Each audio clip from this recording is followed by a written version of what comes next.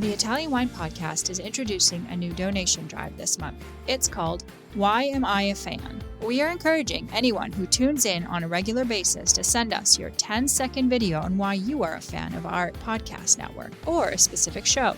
We will then share your thoughts with the world with the goal of garnering support for our donation drive. Italian Wine Podcast is a publicly funded, sponsor-driven enterprise that needs you in order to continue to receive awesome free wine edutainment 7 days a week. We are asking our listeners to donate to the Italian Wine Podcast by clicking either the GoFundMe link or the Patreon link found on italianwinepodcast.com. Remember, if you sign up as a monthly donor on our Patreon, we will send you a free IWP t-shirt and a copy of the Wine Democracy book, the newest Mama Jumbo Shrimp publication.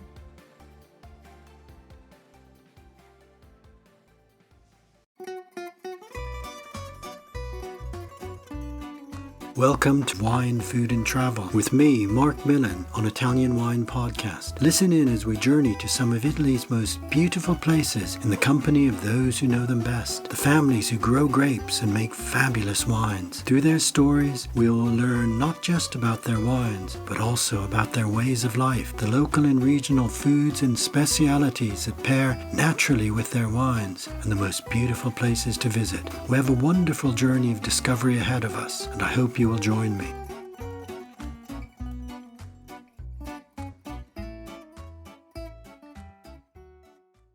Welcome to Wine, Food and Travel with me, Marc Millon, on Italian Wine Podcast.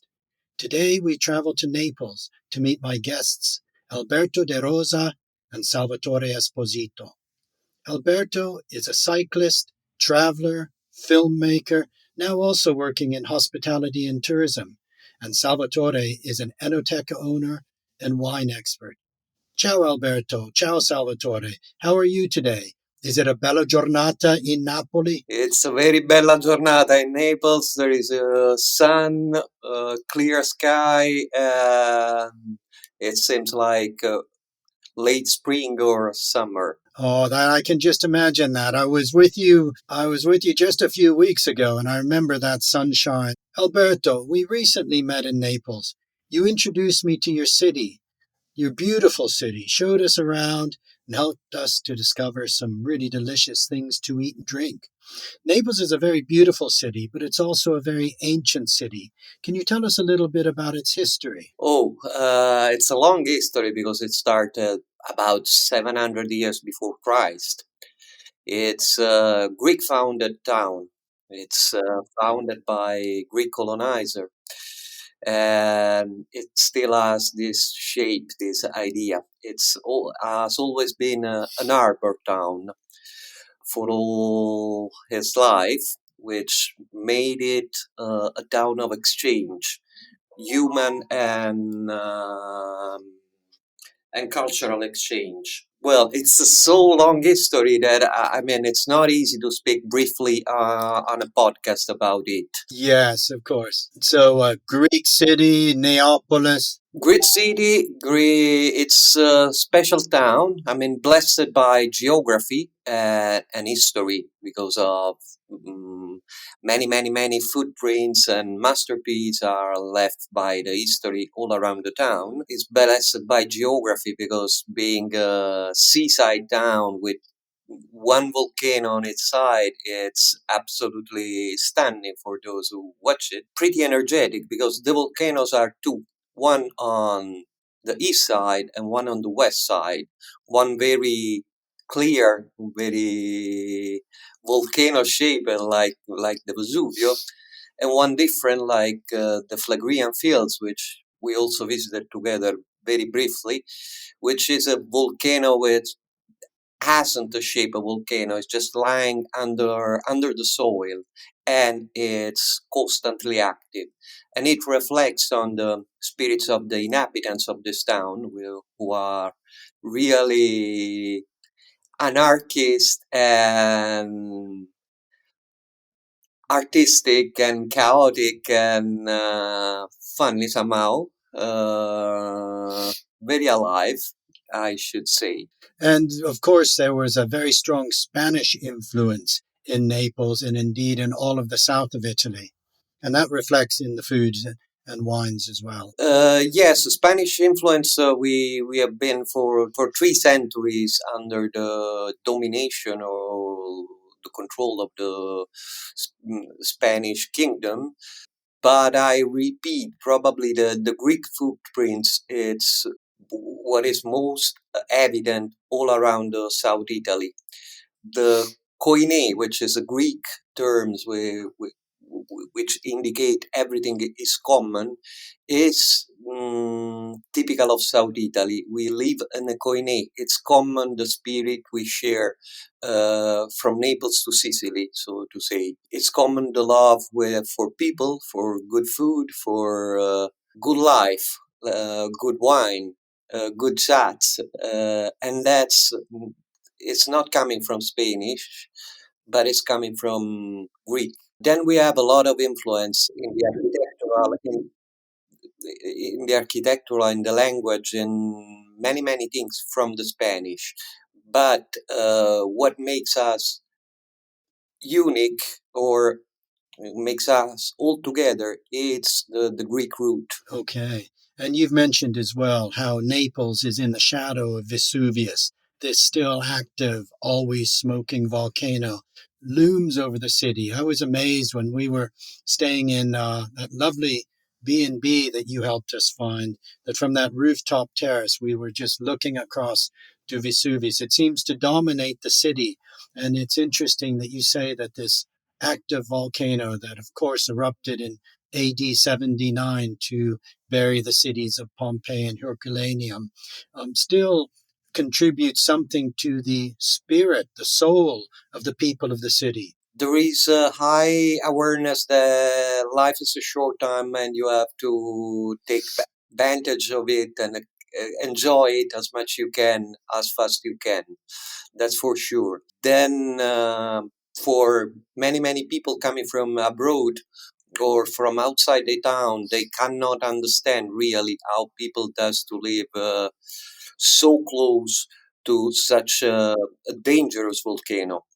Last eruption of Vesuvio was in 1944, and the next one, accordingly to many volcanologists, will be Pompeian. So we all keep our finger crossed that we don't see in our lifetime. But yes, it's a dangerous environment, and from another side, it's such a beautiful environment.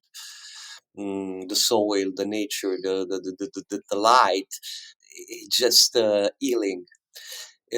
So you don't mind so much about how much will last your life, but you mind how good will be your life.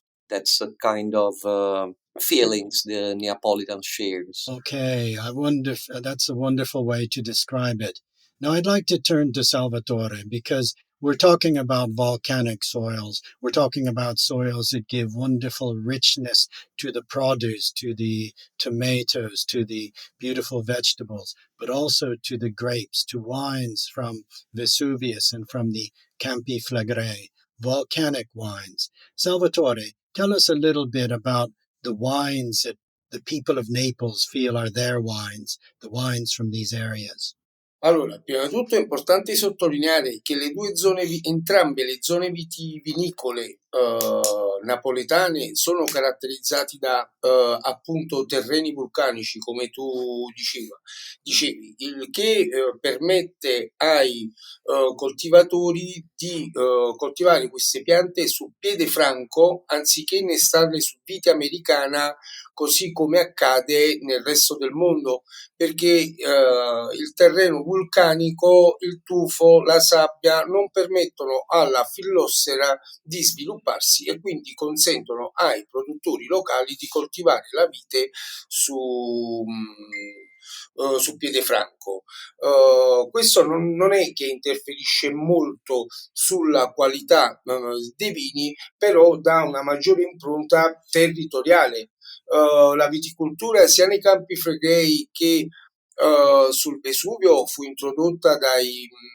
introdotta dai greci, i quali portarono con sé barbatelle di aglianico L'etimologia infatti deriva da ellenico, perché fu introdotto dal greco di tufo, che però sono due vitigni marginali nelle areali di produzione di vino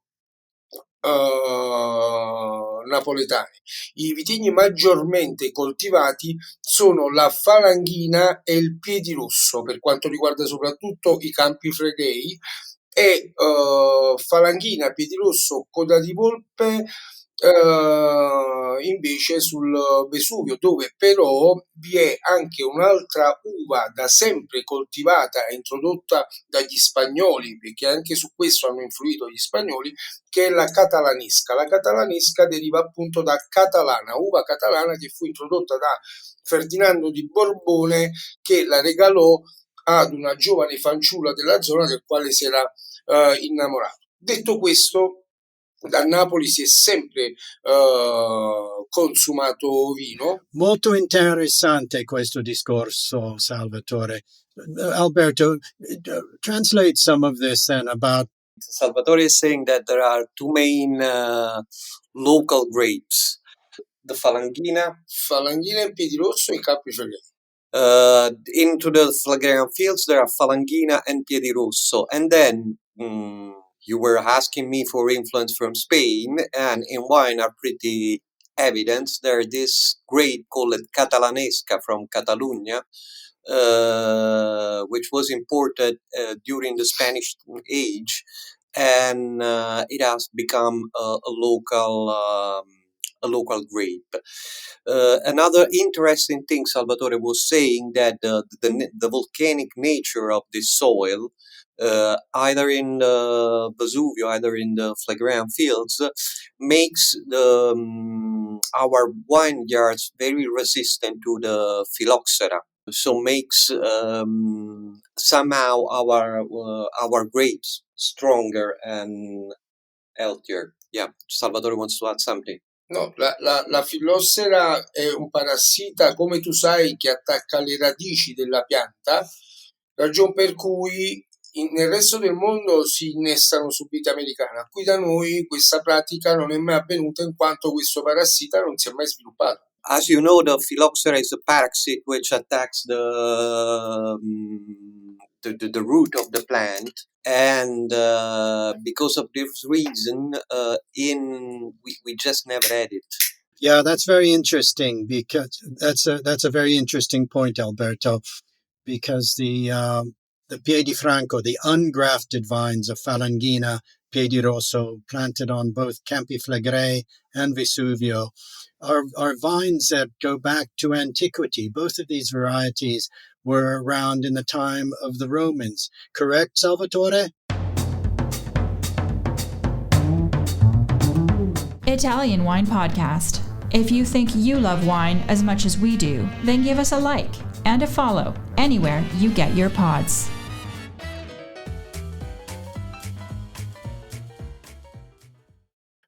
Tutti e due questi vini erano già in circolazione al tempo dei Romani, vero?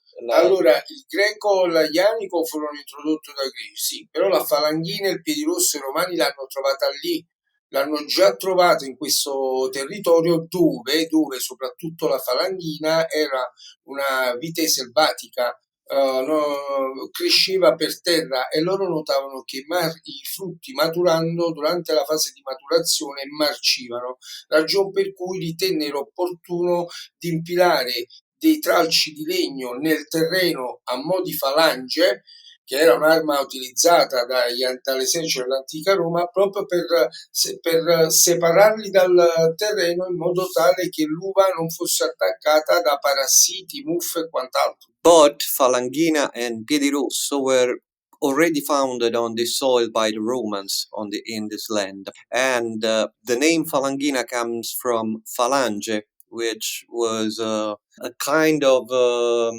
comes from a military background. Yes, a phalanx. That's right. Yeah. Yeah, but it indicates the stake.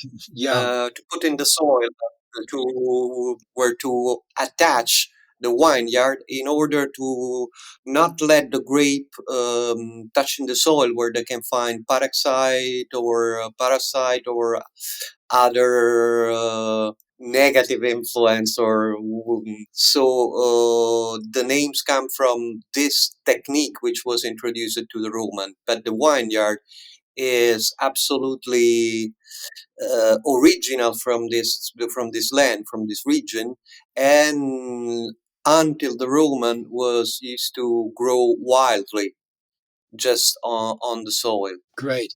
Well, that's a very good introduction to these very important vines, Falangina for the whites and Piedirosso for the reds, the typical wines of Naples. Alberto, I'm going to return now to the city, to the food of the city. I'd like you to share with our listeners just something about some of the really typical foods of Naples, starting, of course, with pizza.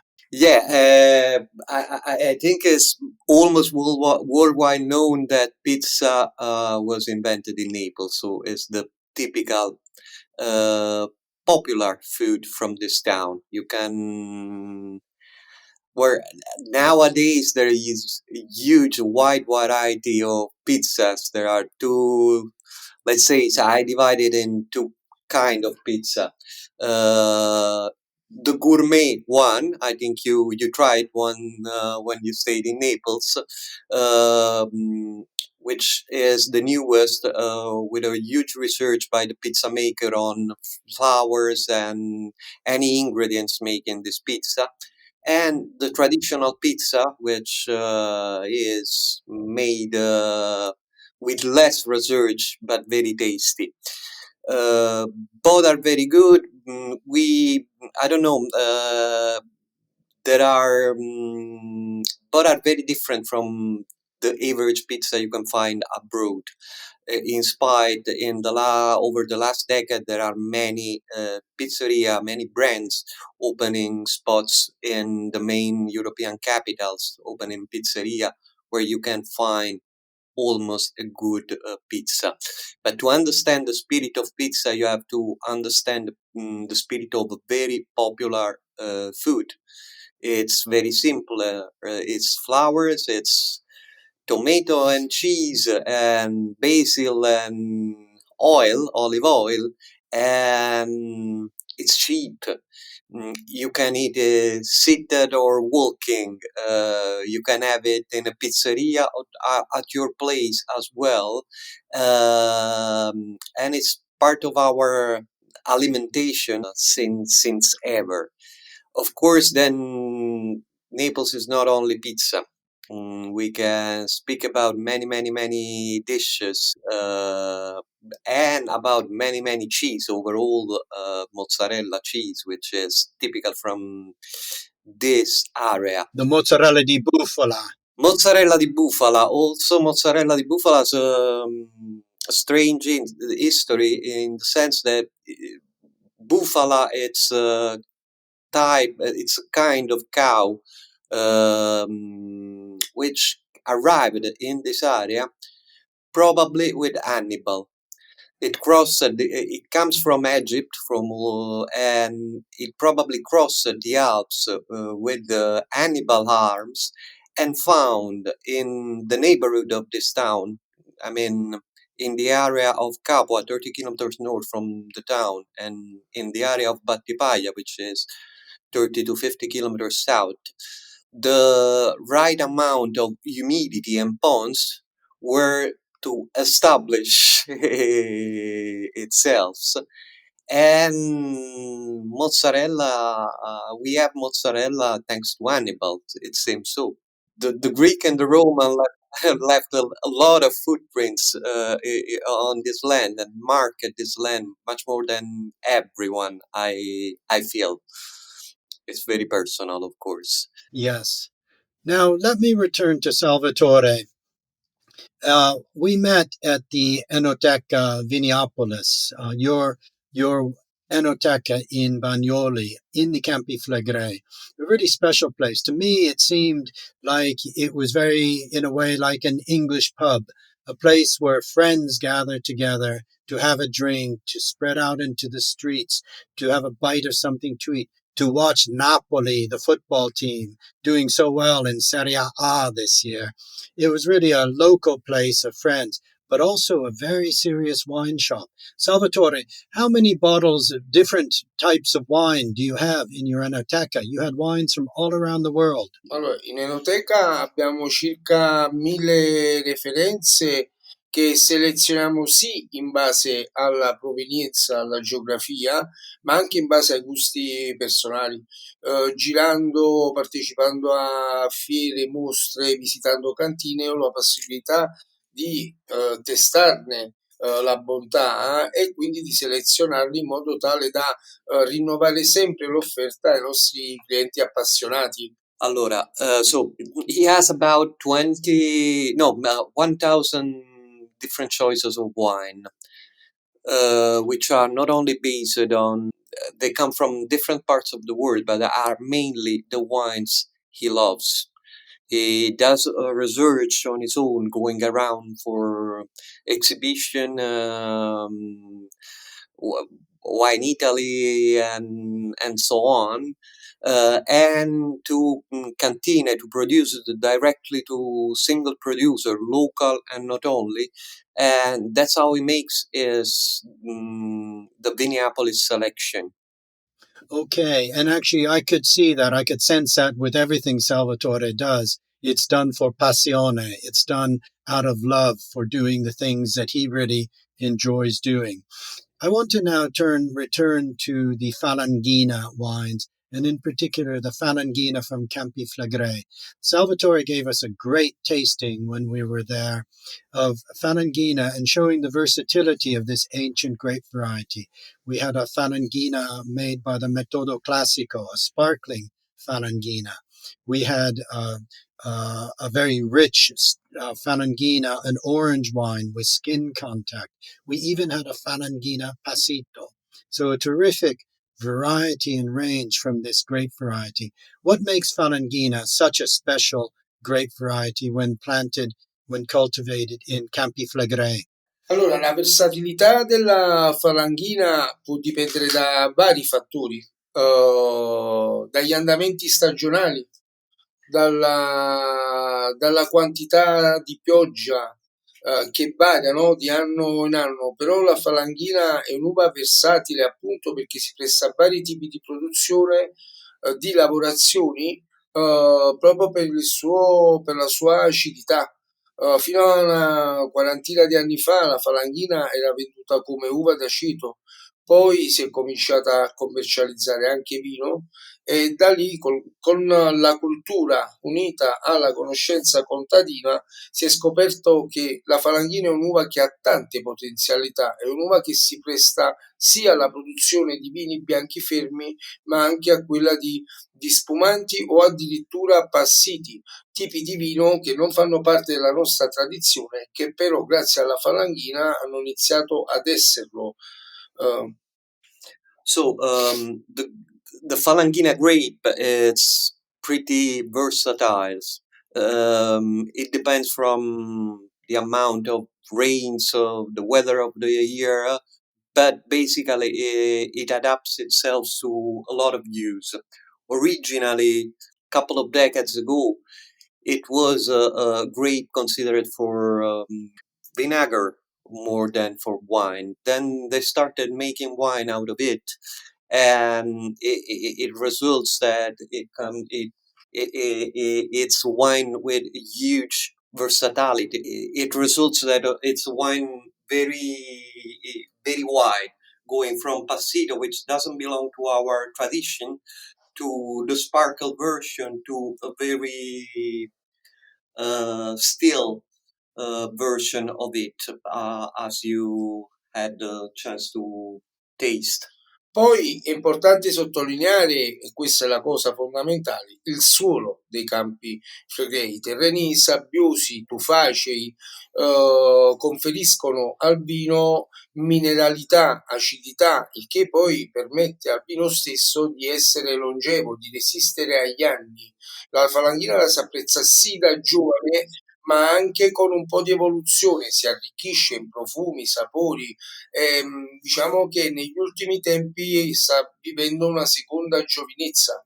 perché è molto apprezzata. Una volta conosciuta, gli appassionati, anche non napoletani, riconoscono alla Falanghina quello di essere un vino importante. It's very important to understand that the soil from on which the Falangina grows, it's volcanic soil full of sands, full of minerals coming from the tufa, which is the typical stone of the Phlegraean fields.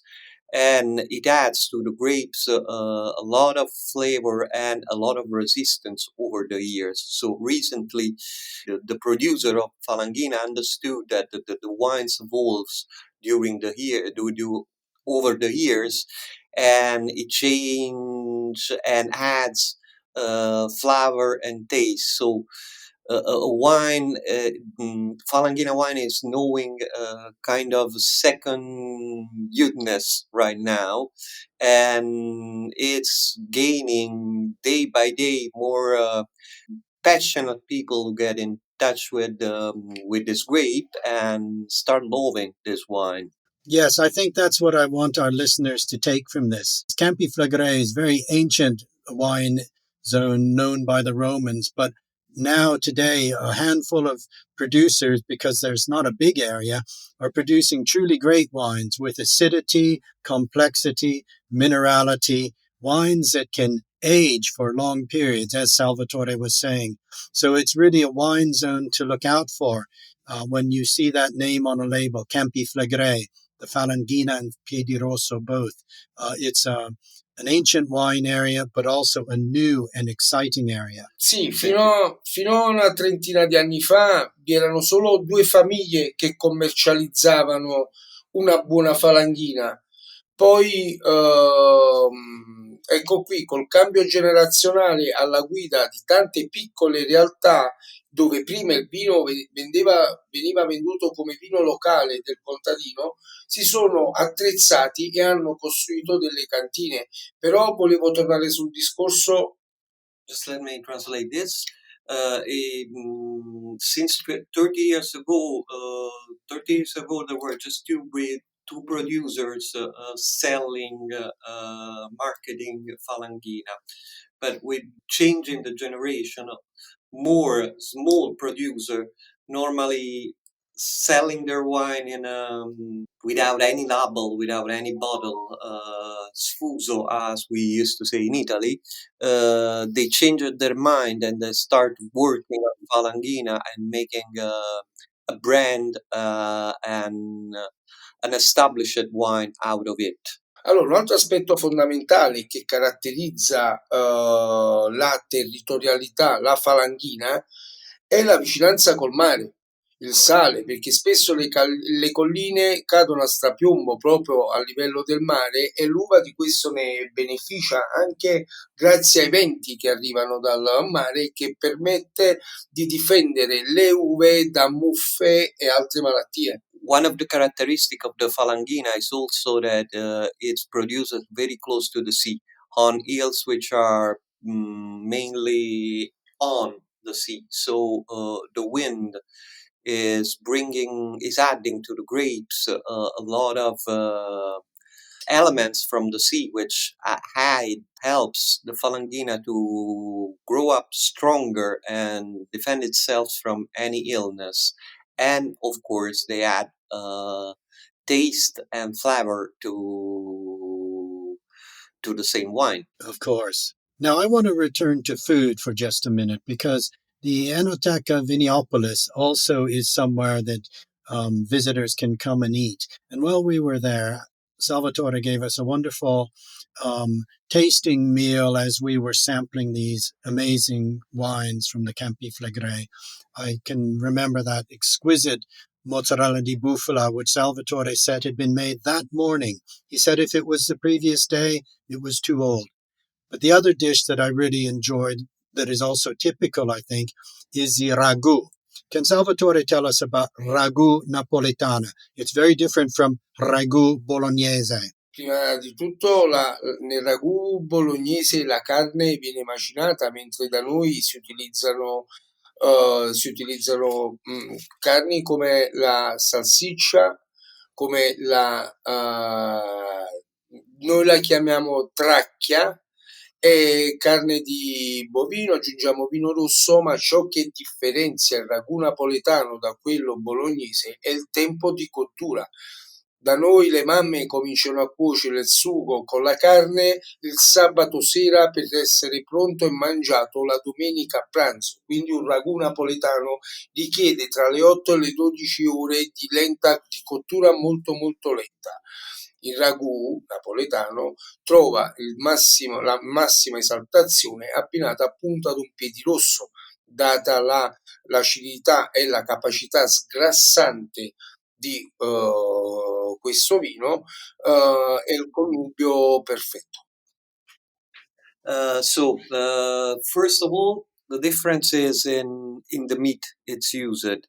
The bolognese is made with grinded meat, while the Neapolitan ragu is made out of sausage, of trachea, which is a very local words to describe the kind of meat with the bone attached to it.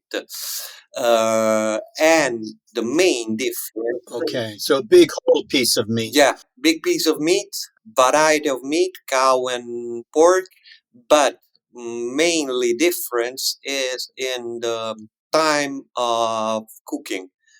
The Neapolitan ragu takes from 8 to 12 hours to be made. It's the Neapolitan mothers, they wake up on Sunday very early to boil the meat into the sauce, into the tomato sauce, over hours to be ready at lunchtime.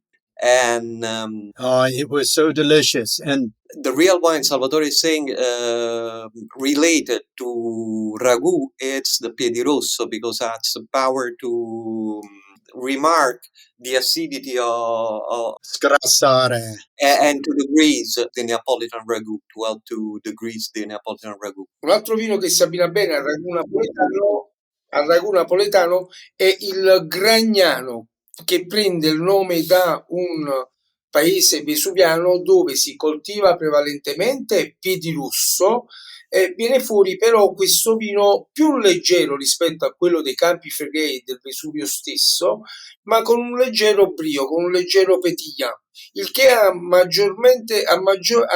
di più capacità sgrassante, il Gragnano. Another wine which match perfectly with Neapolitan ragu is the Gragnano. Gragnano is a village on the Vesuvian area, close to the Vesuvio, on the hill of Faito, known for its pasta makers traditionally. And it's different. The wine they make, it's pretty different from Piedirosso because it's a sparkling wine, and it also degrees a lot for the ragu, and it's perfect. It matches perfectly with the ragu. E il napoletano sul ragù beve Gragnano.